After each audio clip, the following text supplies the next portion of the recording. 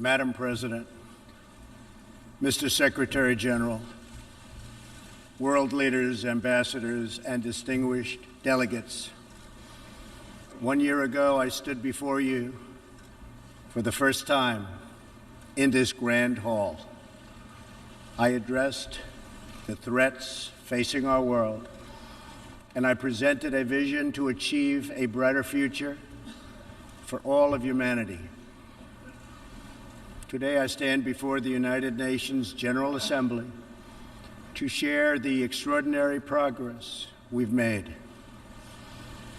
In less than 2 years, my administration has accomplished more than almost any administration in the history of our country. America's so true.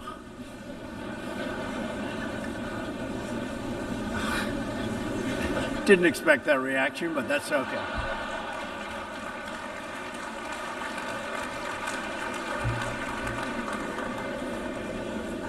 America's economy is booming like never before. Since my election, we've added $10 trillion in wealth. The stock market is at an all-time high in history, and jobless claims are at a 50-year low. African American, Hispanic American, and Asian American unemployment have all achieved their lowest levels ever recorded. We've added more than 4 million new jobs, including 500,000 manufacturing jobs. We have passed the biggest tax cuts and reforms in American history.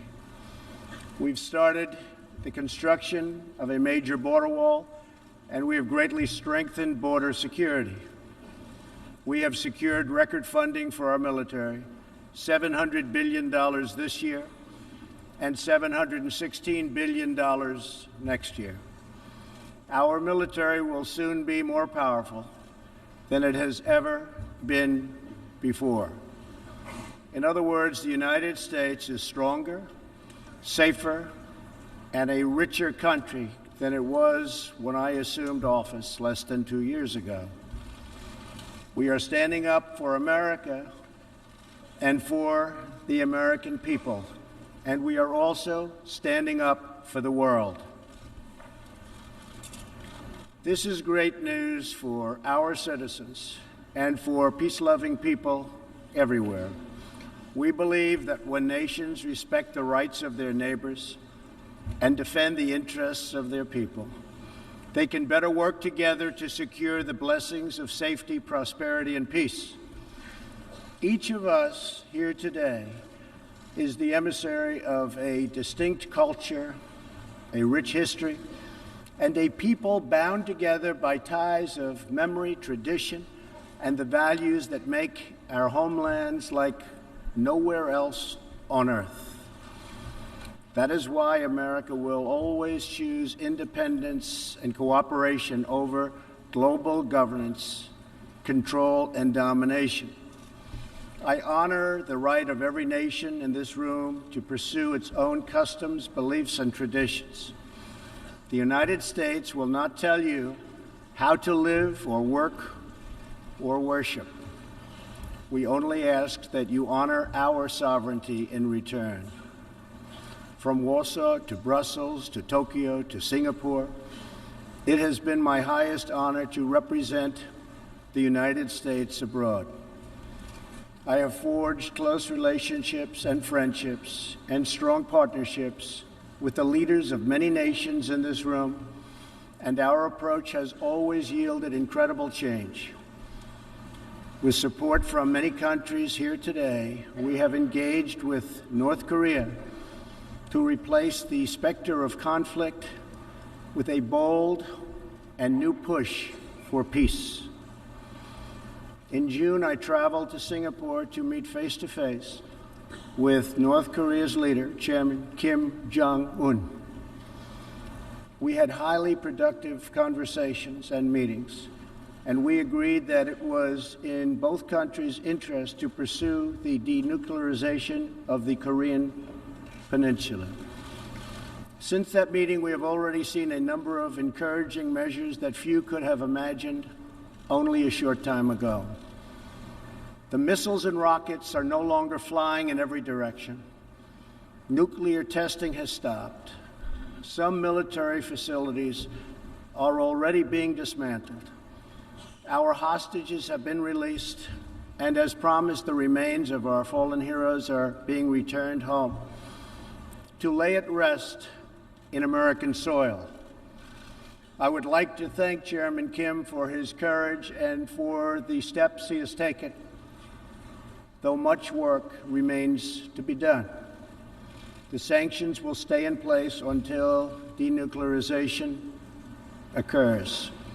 I also want to thank the many member states who helped us reach this moment, a moment that is actually far greater than people would understand, far greater,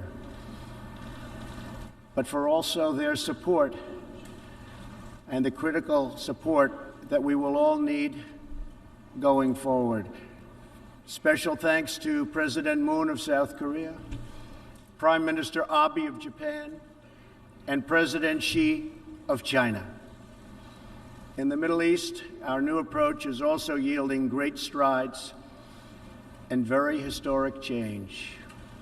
Following my trip to Saudi Arabia last year, the Gulf countries opened a new center to target terrorist financing. They are enforcing new sanctions, working with us to identify and track terrorist networks, and taking more responsibility for fighting terrorism and extremism in their own region. The UAE, Saudi Arabia, and Qatar have pledged billions of dollars to aid the people of Syria and Yemen, and they are pursuing multiple avenues to ending Yemen's horrible, horrific civil war. Ultimately, it is up to the nations of the region to decide what kind of future they want for themselves and their children. For that reason, the United States is working with the Gulf Cooperation Council, Jordan, and Egypt to establish a regional strategic alliance so that Middle Eastern nations can advance prosperity, stability, and security across their home region. Thanks to the United States military and our partnership with many of your nations, I am pleased to report that the bloodthirsty killers known as ISIS have been driven out from the territory they once held in Iraq and Syria. We will continue to work with friends and allies to deny radical Islamic terrorists any funding, territory, or support, or any means of infiltrating our borders. The ongoing tragedy in Syria is heartbreaking. Our shared goals must be the de-escalation of military conflict, along with a political solution that honors the will of the Syrian people.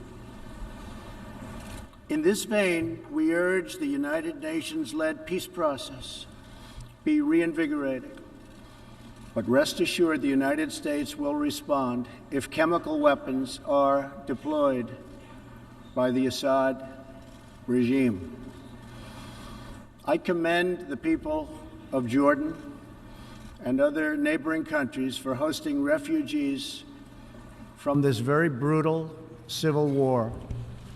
As we see in Jordan, the most compassionate policy is to place refugees as close to their homes as possible, to ease their eventual return to be part of the rebuilding process. This approach also stretches finite resources to help far more people, increasing the impact of every dollar spent. Every solution to the humanitarian crisis in Syria must also include a strategy to address the brutal regime that has fueled and financed it, the corrupt dictatorship in Iran. Iran's leaders sow chaos, death, and destruction. They do not respect their neighbors or borders, or the sovereign rights of nations. Instead, Iran's leaders plunder the nation's resources to enrich themselves and to spread mayhem across the Middle East and far beyond. The Iranian people are rightly outraged that their leaders have embezzled billions of dollars from Iran's treasury,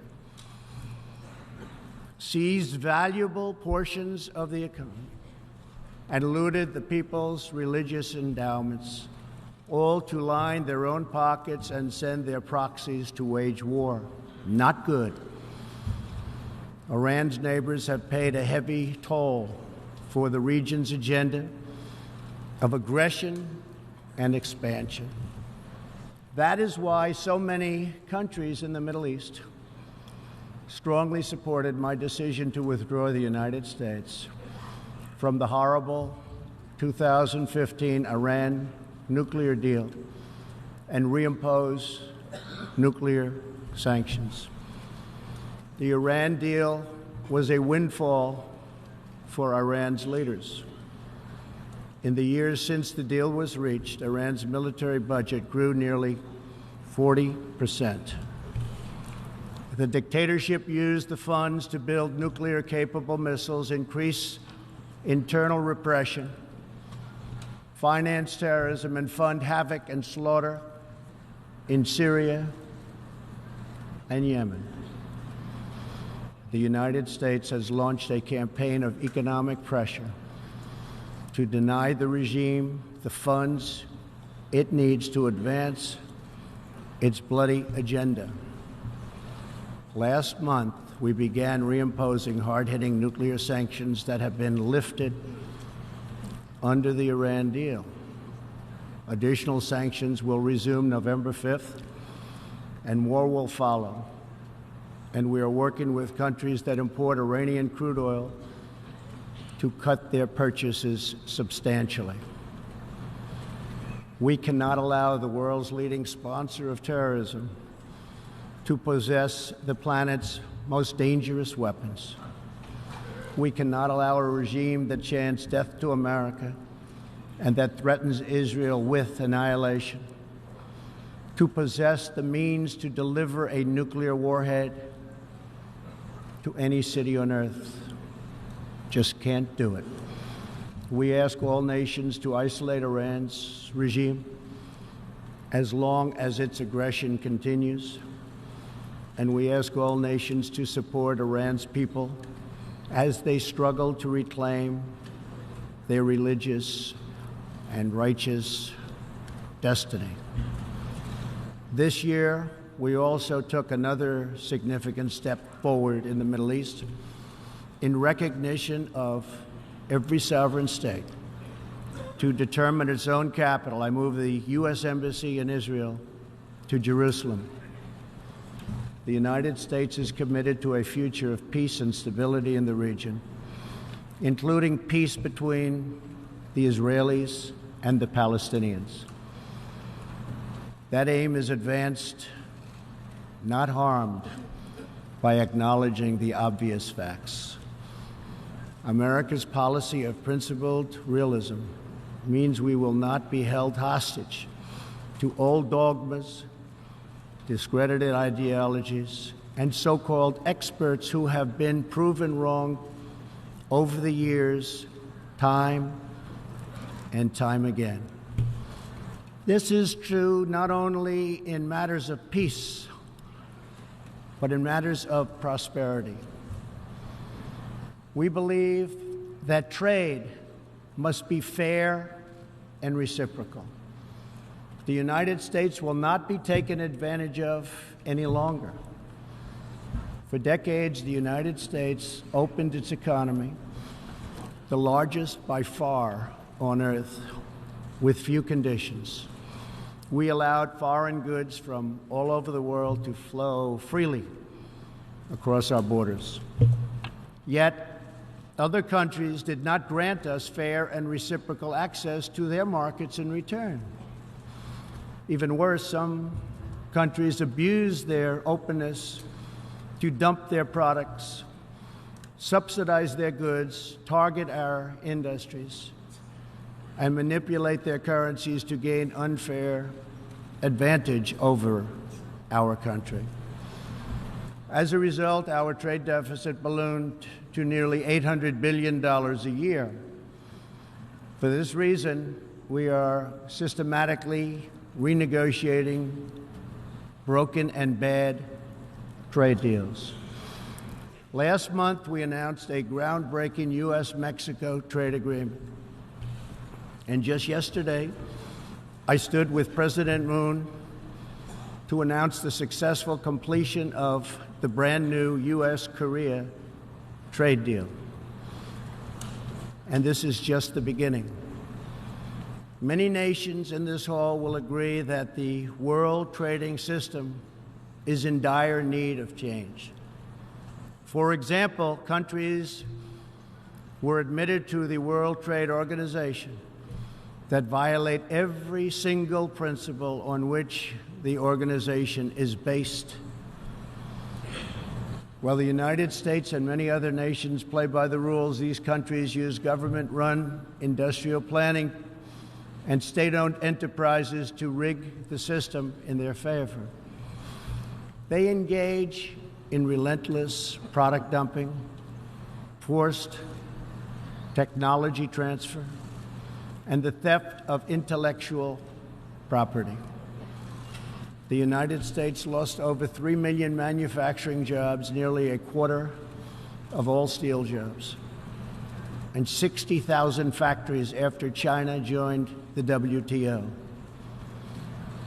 And we have racked up $13 trillion in trade deficits over the last 2 decades. But those days are over. We will no longer tolerate such abuse. We will not allow our workers to be victimized, our companies to be cheated, and our wealth to be plundered and transferred. America will never apologize for protecting its citizens. The United States has just announced tariffs on another $200 billion in Chinese-made goods, for a total so far of $250 billion. I have great respect and affection for my friend, President Xi, but I have made clear our trade imbalance is just not acceptable. China's market distortions and the way they deal cannot be tolerated. As my administration has demonstrated, America will always act in our national interests. I spoke before this body last year and warned that the UN Human Rights Council had become a grave embarrassment to this institution, shielding egregious human rights abusers while bashing America and its many friends. Our ambassador to the United Nations, Nikki Haley, laid out a clear agenda for reform, but despite reported and repeated warnings, no action at all was taken. So the United States took the only responsible course. We withdrew from the Human Rights Council, and we will not return until real reform is enacted. For similar reasons, the United States will provide no support in recognition to the International Criminal Court. As far as America is concerned, the ICC has no jurisdiction, no legitimacy, and no authority. The ICC claims near universal jurisdiction over the citizens of every country, violating all principles of justice, fairness, and due process. We will never surrender America's sovereignty to an unelected, unaccountable global bureaucracy. America is governed by Americans. We reject the ideology of globalism, and we embrace the doctrine of patriotism. Around the world, responsible nations must defend against threats to sovereignty not just from global governments, but also from other new forms of coercion and domination. In America, we believe strongly in energy security for ourselves and for our allies. We have become the largest energy producer anywhere on the face of the earth. The United States stands ready to export our abundant, affordable supply of oil, clean coal, and natural gas. OPEC and OPEC nations are, as usual, ripping off the rest of the world. And I don't like it. Nobody should like it. We defend many of these nations for nothing, and then they take advantage of us by giving us high oil prices. Not good. We want them to stop raising prices. We want them to start lowering prices, and they must contribute substantially to military protection from now on. We are not going to put up with it, these horrible prices, much longer. Reliance on a single foreign supplier can leave a nation vulnerable to extortion and intimidation. That is why we congratulate European states such as Poland for leading the construction of a Baltic pipeline so that nations are not dependent on Russia to meet their energy needs. Germany will become totally dependent on Russian energy if it does not immediately change course. Here in the Western Hemisphere, we are committed to maintaining our independence from the encroachment of expansionist foreign powers. It has been the formal policy of our country since President Monroe that we reject the interference of foreign nations in this hemisphere and in our own affairs. The United States has recently strengthened our laws to better screen foreign investments in our country for national security threats. And we welcome cooperation with countries in this region and around the world that wish to do the same. You need to do it for your own protection. The United States is also working with partners in Latin America to confront threats to sovereignty from uncontrolled migration. Tolerance for human struggling and human smuggling and trafficking is not humane. It's a horrible thing that's going on at levels that nobody has ever seen before. It's very, very cruel.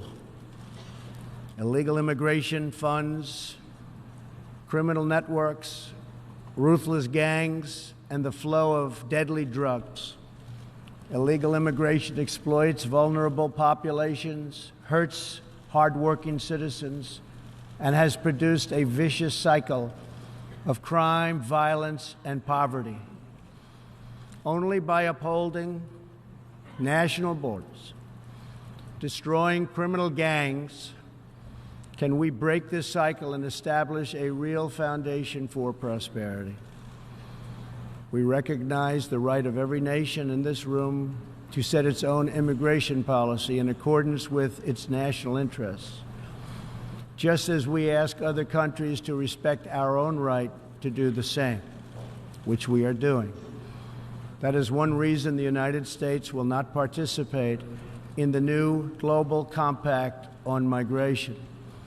Migration should not be governed by an international body unaccountable to our own citizens. Ultimately, the only long-term solution to the migration crisis is to help people build more hopeful futures in their home countries, make their countries great again. Currently, we are witnessing a human tragedy as an example, in Venezuela.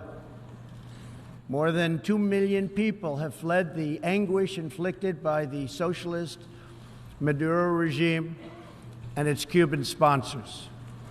Not long ago, Venezuela was one of the richest countries on earth.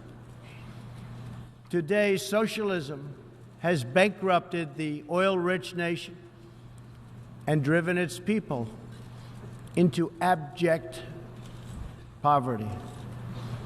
Virtually everywhere socialism or communism has been tried, it has produced suffering, corruption, and decay.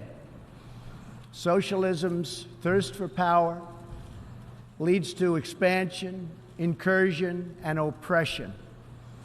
All nations of the world should resist socialism and the misery that it brings to everyone. In that spirit, we ask the nations gathered here to join us in calling for the restoration of democracy in Venezuela. Today we are announcing additional sanctions against the repressive regime, targeting Maduro's inner circle and close advisors. We are grateful for all of the work the United Nations does around the world to help people build better lives for themselves and their families. The United States is the world's largest giver in the world by far of foreign aid, but few give anything to us. That is why we are taking a hard look at U.S. foreign assistance. That will be headed up by Secretary of State Mike Pompeo. We will examine what is working, what is not working, and whether the countries who receive our dollars and our protection also have our interests at heart.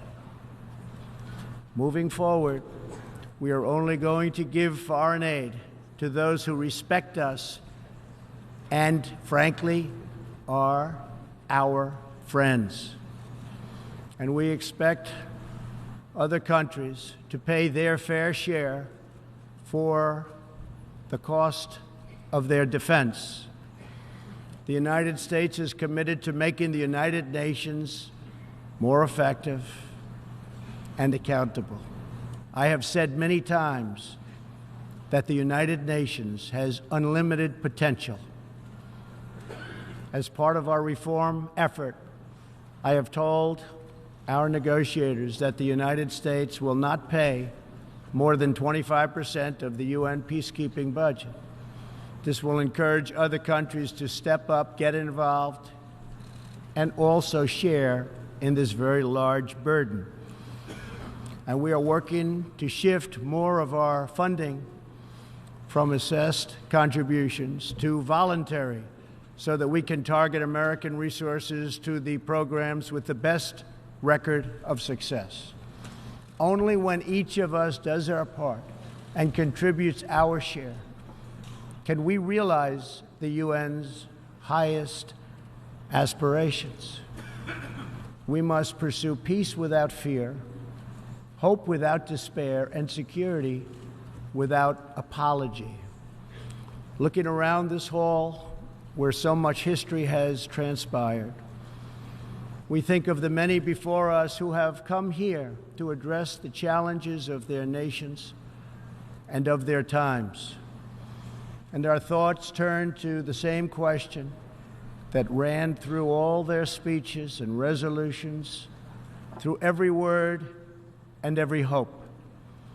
It is the question of what kind of world will we leave for our children, and what kind of nations they will inherit. The dreams that fill this hall today are as diverse as the people who have stood at this podium, and as varied as the countries represented right here in this body are. It really is something. It really is great, great history. There is India, a free society, over 1 billion people, successfully lifting countless millions out of poverty and into the middle class. There is Saudi Arabia, where King Salman and the Crown Prince are pursuing bold new reforms. There is Israel, proudly celebrating its 70th anniversary as a thriving democracy in the Holy Land. In Poland, the great people are standing up for their independence, their security, and their sovereignty. Many countries are pursuing their own unique visions, building their own hopeful futures, and chasing their own wonderful dreams of destiny, of legacy, and of a home. The whole world is richer. Humanity is better because of this beautiful constellation of nations, each very special, each very unique, and each shining brightly in its part of the world. In each one, we see awesome promise of a people bound together by a shared past and working toward a common future. As for Americans, we know what kind of future we want for ourselves. We know what kind of a nation America must always be.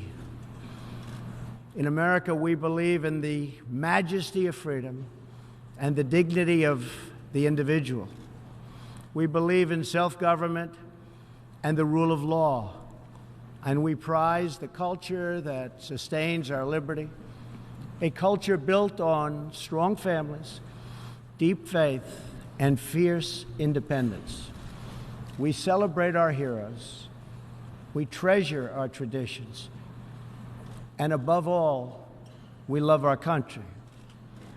Inside everyone in this great chamber today, and everyone listening all around the globe, there is the heart of a patriot that feels the same powerful love for your nation, the same intense loyalty to your homeland.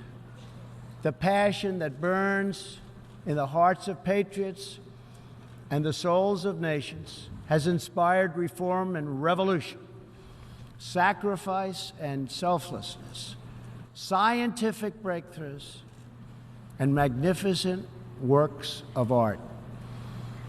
Our task is not to erase it, but to embrace it, to build with it, to draw on its ancient wisdom, and to find within it the will to make our nations greater, our region safer, and the world better. To unleash this incredible potential in our people, we must defend the foundations that make it all possible. Sovereign and independent nations are the only vehicle where freedom has ever survived, democracy has ever endured, or peace has ever prospered. And so we must protect our sovereignty and our cherished independence above all. When we do, we will find new avenues for cooperation unfolding before us. We will find new passion for peacemaking rising within us. We will find new purpose, new resolve, and new spirit flourishing all around us, and making this a more beautiful world in which to live. So together, let us choose a future of patriotism, prosperity, and pride. Let us choose peace and freedom over domination and defeat. And let us come here to this place to stand for our people and their nations, forever strong, forever sovereign, forever just, and forever thankful for the grace and the goodness and the glory of God. Thank you, God bless you, and God bless the nations of the world. Thank you very much. Thank you. On behalf of the General Assembly, I wish to thank the President of the United States of America.